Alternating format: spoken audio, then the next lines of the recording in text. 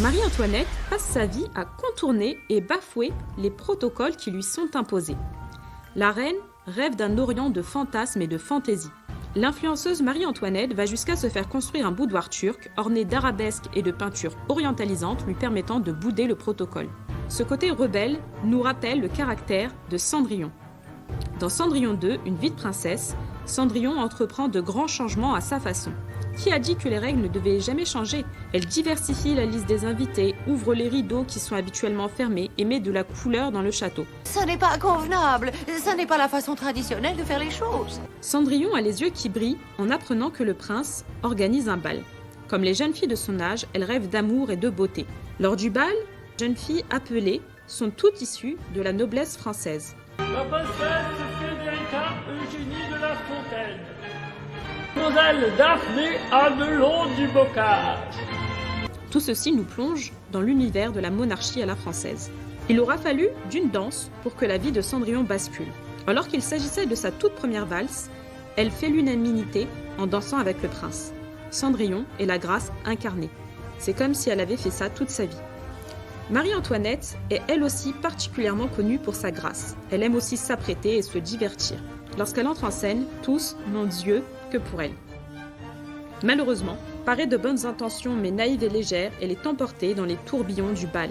Celle qui écrivait à sa sœur en 1781. L'art du gouvernement est de laisser la franc-maçonnerie s'étendre, car ce n'est qu'une association de bienfaisance et de plaisir qu'on comprendra trop tard qu'elle est entourée d'ennemis. Cendrillon sort de son splendide carrosse dans sa robe qui brille de mille feux. Elle gravit une à une les marches du succès.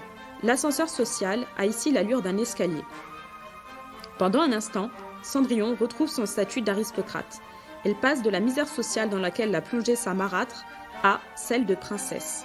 A l'inverse, Marie-Antoinette passe de la richesse à la pauvreté lors de la Révolution française. Elle perd tous ses titres et tous ses privilèges. Marie-Antoinette est vêtue d'un simple déshabillé blanc et coiffée d'une bonnette très commune lorsqu'elle rejoint une charrette tirée par un cheval blanc pour être guillotinée avec les autres condamnés à mort.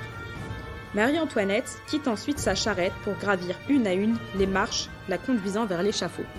Mais le dessin animé nous rappelle que le succès est éphémère. Cendrillon doit en effet quitter son prince avant minuit. Vers minuit, nous avons d'un côté Cendrillon qui descend à toute allure les marches de l'escalier et de l'autre, vers midi, Marie-Antoinette qui avance avec courage vers les marches de la mort. Sur une des marches les conduisant à leur destinée, ces deux femmes se sont croisées. En trébuchant, elles ont chacune perdu un soulier. Marie-Antoinette perd en effet son soulier quand Cendrillon perd sa pantoufle de verre sur l'escalier d'honneur. Le rapprochement entre les deux héroïnes est scellé.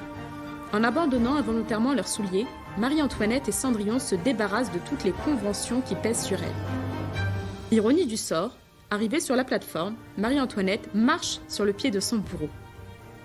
« Monsieur, je vous demande excuse, je ne l'ai pas fait exprès. » Son soulier est aujourd'hui considéré comme une relique sacrée et fait partie de la collection du musée des Beaux-Arts de Caen.